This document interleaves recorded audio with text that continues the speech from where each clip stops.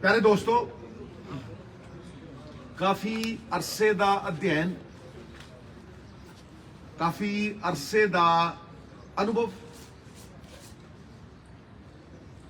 ते बाबे नानक दा मेरे लहू च बहंदा फलसफा पंजाब मॉडल दा 13-13-13 तोलन वाला आधार है।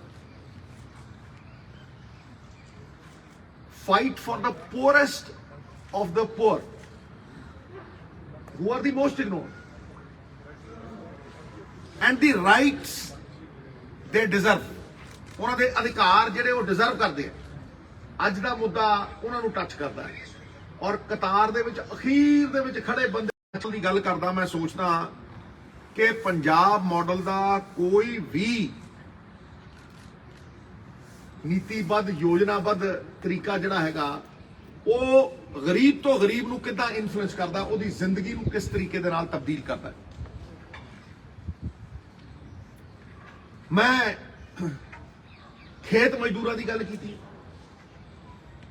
मैं कंस्ट्रक्शन पल्लेदार मजदूर कल 60 तो 70 हज़ार मोगे दे विच मिनिमम, क्योंकि नॉर्मली कुर्सियां दे बने हो जी सी, ठीक है जी। उन्हां दी फरियाद जिहड़ी है बड़ी देर दी, उन्हां दी जिहड़ी मंग है, उन्हां दी जिहड़ी डिमांड है, मैं उन्हां दीयां गल्लां सुणीआं। उन्हां दीयां गल्लां सुण के मैं इस नतीजे ते पहुंचिआ कि साडा जिहड़ा अध्ययन है पंजाब मॉडल दा, ओहदा one of the foremost points, one of the biggest points, and I will do it with rational reasoning दे नाल करांगा। The Punjab model will launch urban employment guarantee mission. I repeat, the Punjab model will launch urban employment guarantee mission, right to employment for urban labor.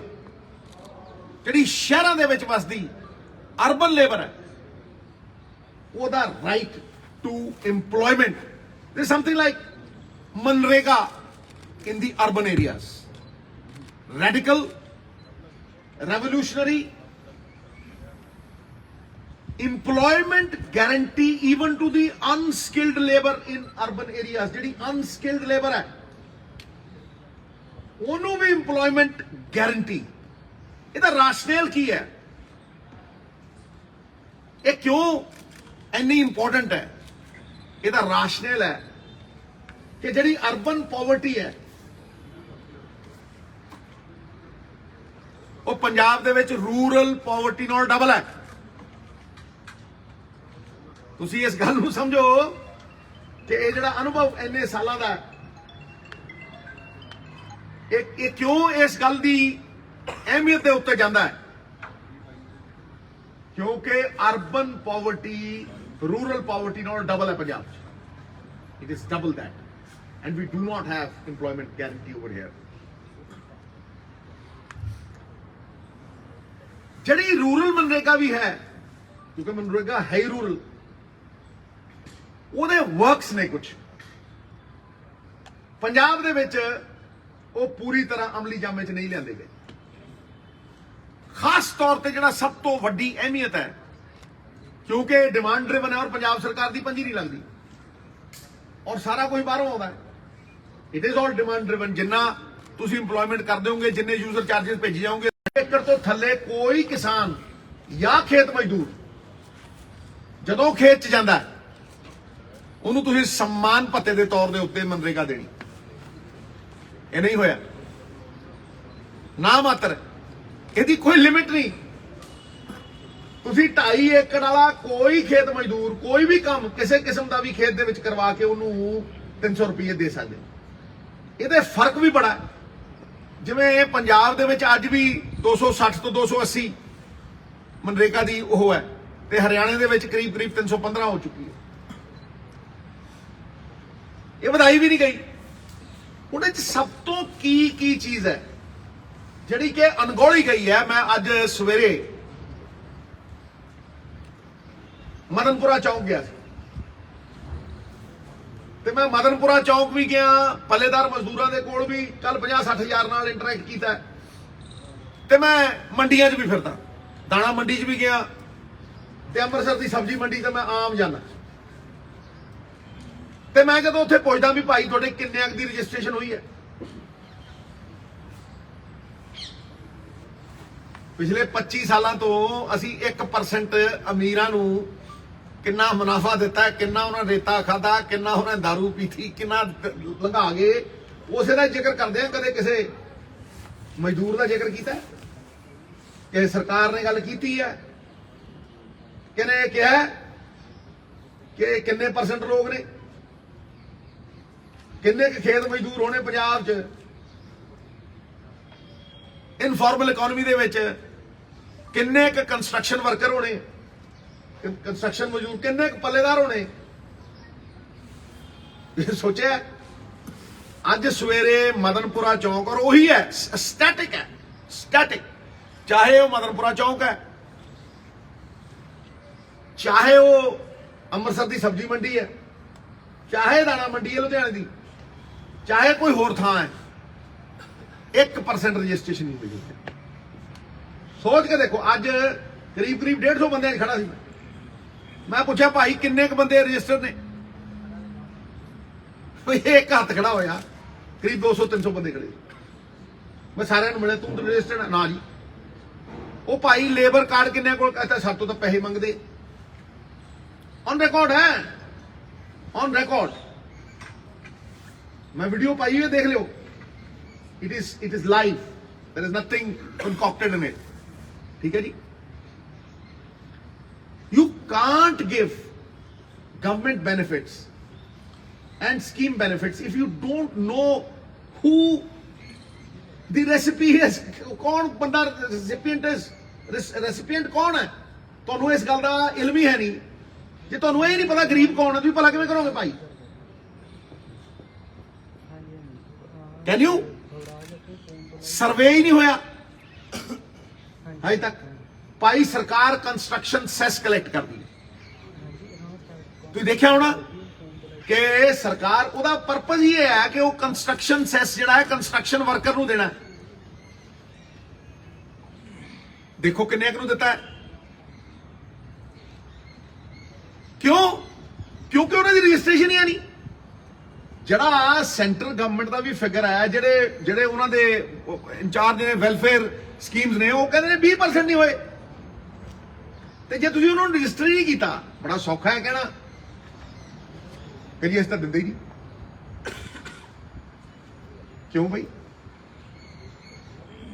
ਮੈਨੂੰ ਇਹ ਦੱਸੋ, priority ਇਹ ਗਰੀਬ ਹੈ ਕਿ ਕੋਈ ਹੋਰ ਹੈ ਜਿਹਨੂੰ ਤੁਸੀਂ ਦੈੜ ਨੌਕਰੀ ਦਿੰਦੇ ਹੋ, ਜਿਹਨੂੰ ਤੁਸੀਂ ਖਟਾਕ ਦਿੰਦੇ, ਕਹਿੰਦੇ ਹੋ ਆ ਦੇਤਾ ਜੀ, ਇਹਨੂੰ ਆ ਦੇਤਾ ਜੀ, ਇਹਨੂੰ ਆ ਦੇਤਾ ਜੀ।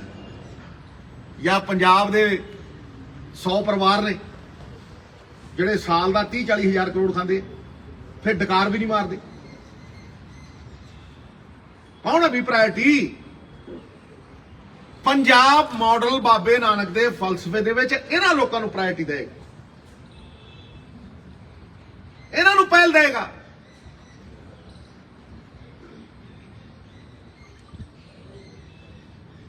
ਇਹ ਜਿਹੜੀ ਡੇਲੀ ਵੇਜਰ ਦੀ ਰਜਿਸਟ੍ਰੇਸ਼ਨ ਹੈ, ਇਹ ਇਨਫਲੇਸ਼ਨ ਦੇ ਨਾਲ ਕਨੈਕਟਡ। ਭਾਈ ਤੁਸੀਂ ਅਗਰ ਪਿਛਲੇ 6 ਮਹੀਨੇ ਸਾਲ ਹੀ ਦੇਖੋ, ਗੈਸ ਦਾ ਸਿਲੰਡਰ ਡਬਲ ਹੋ ਗਿਆ ਜੀ। ਮੈਂ ਪੁੱਛਿਆ ਅੱਜ ਕਿੰਨਿਆਂ ਨੂੰ, ਮੈਂ ਕਿਹਾ ਯਾਰ ਤੁਸੀਂ ਗੈਸ ਦਾ ਸਿਲੰਡਰ ਫੂਕ ਦਿਓ ਕਿ ਲੱਕੜਾਂ ਨਾਲ ਜਲਾਉਂਦੇ ਹੋ? ਕਹਿੰਦੇ ਜੀ ਅਸੀਂ ਗੈਸ ਦਾ ਸਿਲੰਡਰ ਚਲਾਉਂਦੇ। ਮੈਂ ਕਿਹਾ ਕਿੰਨੇ ਰਹਿੰਦੇ ਹੋ? ਕਹਿੰਦਾ ਜੀ ਇੱਕ ਕਮਰੇ 'ਚ 7-7 ਰਹਿੰਦੇ ਆ। ਕੋਈ ਕਹਿੰਦਾ ਜੀ ਇੱਕ ਕਮਰੇ 'ਚ ਅਸੀਂ 5-5 ਰਹਿੰਦੇ ਆ। ਹਾਂਜੀ, ਗੈਸ ਦਾ ਸਿਲੰਡਰ ਹੋ ਗਿਆ ਜੀ double, okay. Petrol diesel double, ਤੇਲ ਰੋਟੀ ਖਾਣ ਵਾਲਾ ਡਬਲ, ਦਾਲ ਦਿਉੜੀ $2.25। ਤੇ ਮੈਨੂੰ ਦੱਸੋ ਕਿੰਨੇ ਕੁ ਦੀ ਦਿਹਾੜੀ ਦੇ ਵਿੱਚ 5 ਰੁਪਏ ਦਾ ਵੀ ਫਰਕ ਪਿਆ? ਜਦੋਂ ਇਹ ਕੀਮਤਾਂ ਡਬਲ ਹੁੰਦੀਆਂ ਨੇ, ਇਨਫਲੇਸ਼ਨ ਦਾ ਫਰਕ ਨਵਜੋਤ ਸਿੱਧੂ ਨੂੰ ਨਹੀਂ ਪੈਂਦਾ। ਤੁਸੀਂ ਵੀ ਉਹਨਾਂ 1% ਜੀ ਆਉਣੇ ਹੋ ਤੁਸੀਂ ਵੀ, ਜਦੋਂ ਟੈਂਕ ਫੁੱਲ ਕਰਾਉਣੇ ਹੋ ਤੁਹਾਨੂੰ ਵੀ ਫਰਕ ਨਹੀਂ ਪੈਂਦਾ। ਲੇਕਿਨ ਜਿਹੜਾ ਬੰਦਾ ਰੋਜ਼ ਦਿਹਾੜੀ ਦਾ ਟਮਾਟਰ ਪਿਆਜ਼ ਲੈਣ ਜਾਂਦਾ 250 300 ਕਮਾ ਕੇ, ਉਹਦੇ 250 300 ਦੀ ਵੈਲਿਊ 100 ਰਹਿ ਜਾਂਦੀ ਹੈ। ਜਿਹੜੀ ਉਹਨੂੰ 250 ਚ ਮਿਲਦੀ ਸੀ ਚੀਜ਼ ਉਹ 1000 ਚ ਮਿਲਦੀ ਹੈ। ਕਿਹਨੇ ਸੋਚਿਆ? ਕਿਹਨੇ ਤੂਲ ਦਿੱਤਾ? ਹੈਜ਼ ਐਨੀਬਡੀ ਥੌਟ ਕਿ ਪੱਲੇਦਾਰਾਂ ਦੇ ਵਿੱਚ ਕਿੰਨੇ ਬੌਂਡਡ ਲੇਬਰ ਨੇ ਜਿਨ੍ਹਾਂ ਨਾਲ ਬੌਂਡ ਕਰ ਦਿੱਤਾ ਜਾਂਦਾ 30 ਸਾਲੀ, ਉਹਨੂੰ ਪਤਾ ਹੀ ਨਹੀਂ ਲੱਗਦਾ 30 40 ਸਾਲ। ਫਿਰ ਅਸੀਂ ਪੈਸੇ ਕਾਹਦੇ ਦੇਈ ਜਾਂਦੇ ਆ, ਕਾਹਦੇ ਕਟਾਈ ਜਾਂਦੇ ਆ?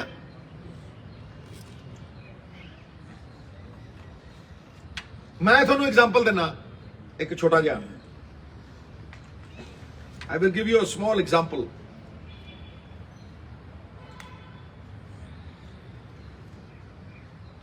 ਗਿੱਦੜ ਬਹੇ ਇੱਕ ਪੱਲੇਦਾਰ ਇੱਕ ਕਟਾ ਚੁੱਕਣ ਦੇ 350 ਲੈਂਦੇ ਤੇ ਉੱਥੋਂ ਕਿੰਨੀ ਕੁ ਦੂਰ ਹੈ ਮੁਕਤਸਰ, ਉੱਥੇ ਉਹ 125 ਲੈਂਦੇ। So is there any rationale in it? ਉਹ ਭਾਈ ਦਿਹਾੜੀ ਤੇ ਇੱਕ ਕਰ ਦਿਓ। ਜੇ ਉਹ ਕੰਮ ਇੱਕ ਕਰ ਰਿਹਾ ਹੈ, ਉਸੇ ਤਰ੍ਹਾਂ ਚੁੱਕ ਰਿਹਾ ਹੈ, ਉਸੇ ਤਰ੍ਹਾਂ ਲਿਜਾ ਰਿਹਾ ਹੈ, ਤੇ ਇੱਕ ਨੂੰ 125 ਮਿਲ ਰਿਹਾ ਤੇ ਦੂਜੇ ਨੂੰ 350 ਮਿਲ ਰਿਹਾ, ਕਿਉਂ? ਪੰਜਾਬ ਮਾਡਲ ਕਹਿੰਦਾ we will fix the price of the wage.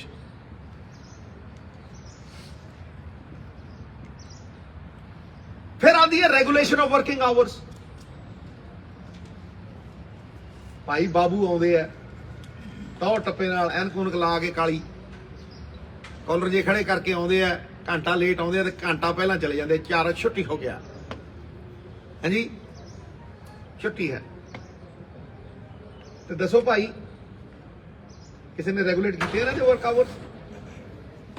ਕਿਸੇ ਲੀਡਰ ਨੇ ਅੱਜ ਤੱਕ ਇਹ ਗੱਲ ਕੀਤੀ ਹੈ?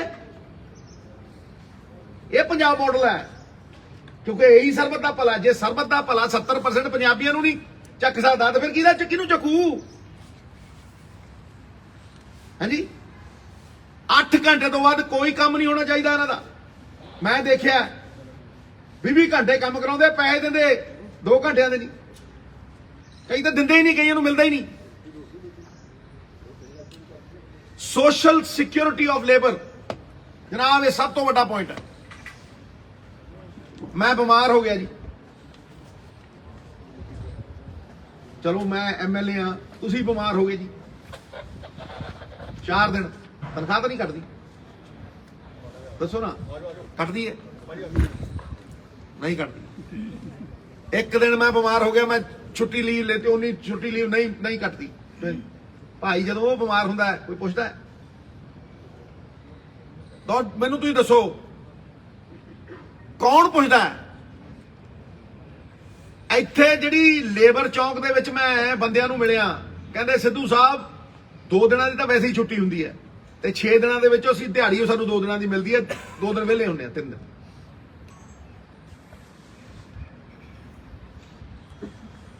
So the urban employment guarantee mission is the unique USP of the Punjab model.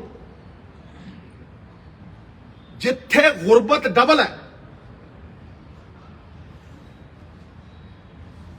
और गारंटी कोई है नहीं।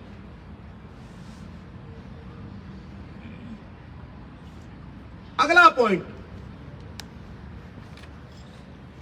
67% पॉपुलेशन साहब जिहड़ी कांग्रेस दी लियांदी हुई पीडीएस है ਉਹਦੇ ਅੰਡਰ ਆਉਂਦੀ ਹੈ। ਮਤਲਬ ਤੁਸੀਂ 70 ਕਰੋੜ ਗਰੀਬਾਂ ਨੂੰ ਅਸੀਂ ਆਟਾ ਦਾਲ ਦਿੰਨੇ ਆ, ਨਹੀਂ ਜੀ 70 ਕਰੋੜ ਮਤਲਬ ਇੱਕ ਜੇ ਤੁਸੀਂ ਦੇਸ਼ ਦੀ ਗੱਲ ਕਰੋਗੇ ਤੇ 67% is 70 ਕਰੋੜਸ। ਜੀਰੋ ਦਾ ਮੈਨੂੰ ਪਤਾ, ਠੀਕ ਹੈ ਜੀ। ਉਹ 70 ਕਰੋੜ ਲੋਕਾਂ ਨੂੰ ਅਸੀਂ ਦਿੰਨੇ ਆ। ਹੁਣ ਮੈਨੂੰ ਤੁਸੀਂ ਦੱਸੋ ਕਿ ਮਜ਼ਦੂਰ ਦੇ ਨਾਲੋਂ ਕੌਣ ਵੱਧ ਡਿਜ਼ਰਵ ਕਰਦਾ? ਦੱਸੋ ਨਾ, ਕੌਣ ਇੱਕ ਪੱਲੇਦਾਰ ਮਜ਼ਦੂਰ ਜਾਂ ਇੱਕ ਨਾਰਮਲ ਜਿਹੜਾ 2 ਦਿਨ ਦਿਹਾੜੀ ਮਿਲਦੀ ਹੈ, ਜਿਹਨੂੰ 300 ਰੁਪਏ 250 ਲੈਂਦਾ ਹੈ, ਇਨਫਲੇਸ਼ਨ ਦਾ ਉਹਨੂੰ ਕੁਝ ਨਹੀਂ ਮਿਲਦਾ, ਉਹਦੇ ਨਾਲੋਂ ਵੱਧ ਕੋਈ ਡਿਜ਼ਰਵ ਕਰਦਾ ਤੇ ਇੱਕ ਸਰਵੇ ਕਰੋ ਜਾਓ, ਇੱਕ ਸਰਵੇ ਕਰੋ ਕਿ ਕਿੰਨਿਆਂ ਕੋਲ BPL ਕਾਰਡ, ਜਾ ਕੇ ਦੇਖੋ, ਕਿਤੇ ਪੁੱਛੋ। ਪੰਜਾਬ ਮਾਡਲ ਕਹਿੰਦਾ ਹਰੇਕ ਮਜ਼ਦੂਰ ਨੂੰ BPL ਕਾਰਡ ਦਿੱਤਾ ਜਾਏਗਾ, ਹਰੇਕ ਮਜ਼ਦੂਰ ਜਿਹੜਾ ਦਿਹਾੜੀ ਕਰਦਾ, he will get a BPL card. And please confirm what I'm saying. Go to Labour Chowk and ask how many have BPL cards. The Punjab model will honor merit, and that's the most important thing.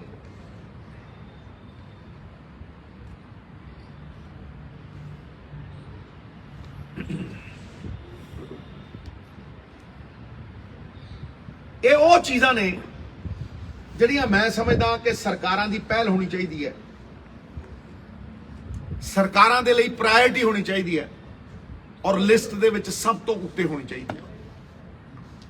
These are glimpses of the Punjab model and how we will change lives of the poorest of the poor. ਇਹ ਕੋਈ ਖੈਰਾਤ ਨਹੀਂ ਹੈ। It is very less than what they deserve. And therefore, ਮੈਨੂੰ ਤੁਹਾਨੂੰ special request ਕਰਨੀ ਪੈ ਰਹੀ ਹੈ ਕਿ ਇਹਨੂੰ ਸਭ ਤੋਂ ਵੱਡੀ ਅਹਿਮੀਅਤ ਦੇਣੀ ਚਾਹੀਦੀ। ਮੈਂ ਕਿਸੇ ਦਾ ਬੁਰਾ ਨਹੀਂ ਮੰਗਦਾ, ਮੈਂ ਕਿਤੇ ਨਹੀਂ ਕਿਹਾ ਵੀ ਇਹਨੂੰ ਪੋਲਿਸ਼ ਕਰ ਦਿਓ, ਇਹਨੂੰ ਕੱਟ ਦਿਓ, ਇਹਨੂੰ ਮਾਰ ਦਿਓ, ਇਹਨੂੰ ਇਹ ਕਰ ਦਿਓ। ਕੋਈ ਮੇਰੀ ਗੱਲ ਡਿਸਟੋਰਟ ਨਹੀਂ ਹੋਣੀ, ਕਿਉਂਕਿ ਠਾ ਜਿੱਦਾਂ ਤੁਸੀਂ ਚਲਾ ਦੇਣੀ ਉਦਾਂ ਹੀ ਮੈਂ ਲਾਈਵ ਚਲਾ ਦੇਣੀ। ਸਮਝ ਲਓ ਮੇਰੀ ਗੱਲ।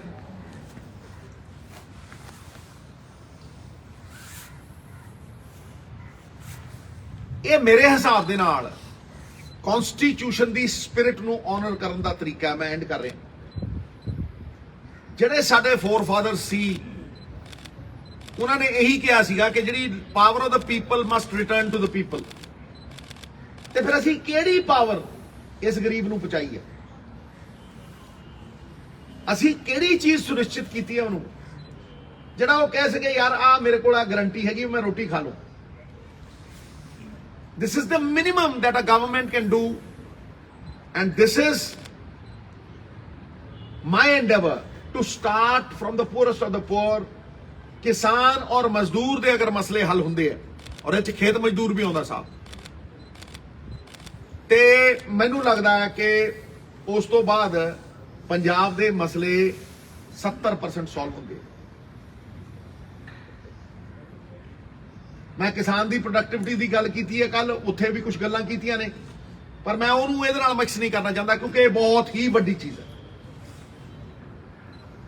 ये एडी वड्डी चीज़ है मेरे लिए, with rational, with reason, with a lot of research. ये मतलब जिहड़ी अर्बन एम्प्लॉयमेंट गारंटी मिशन है, one of the biggest points in the Punjab model. जिथे गरीबी दुगनी है ਉੱਥੇ ਕੋਈ ਗਾਰੰਟੀ ਨਹੀਂ, ਤੇ ਜਿੱਥੇ ਗਰੀਬੀ ਅੱਧੀ ਹੈ ਉੱਥੇ ਗਾਰੰਟੀ ਵੀ ਹੈ, ਲੇਕਿਨ ਉਹ ਵੀ ਪੂਰੀ ਤਰ੍ਹਾਂ ਇੰਪਲੀਮੈਂਟ ਨਹੀਂ ਹੁੰਦੀ, ਔਰ ਪੂਰੀ ਤਰ੍ਹਾਂ ਡਿਮਾਂਡ ਜਿਹੜੀ ਹੈਗੀ ਹੈ ਉਹ ਪੂਰੀ ਹੁੰਦੀ ਨਹੀਂ। This is what I had to say today. ਮੈਂ ਜ਼ਿਆਦਾ ਇਹਦੇ ਤੇ ਇਲੈਬੋਰੇਟ ਇਸ ਕਰਕੇ ਨਹੀਂ ਕਰਨਾ ਚਾਹੁੰਦਾ, ਕਿਉਂਕਿ ਆਪਣੇ ਆਪ 'ਚ ਬਹੁਤ ਵੱਡੀ ਚੀਜ਼ ਹੈ। ਜਿਹੜਾ ਤੁਹਾਡਾ ਪੰਜਾਬ ਮਾਡਲ